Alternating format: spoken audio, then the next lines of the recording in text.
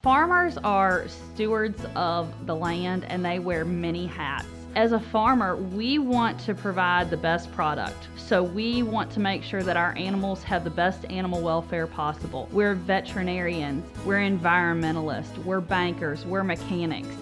To make a farm run and be sustainable and continue for the next generation, as well as be able to produce a product that is safe for the public, farmers have to wear all of those hats in order to be successful.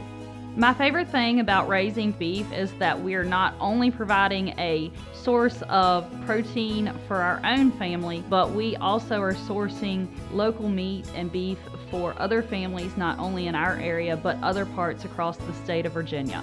My name is Rosalie Potter, and my family has been proudly raising beef in the Shenandoah Valley for 7 generations. To learn more, go to virginiabeef.org.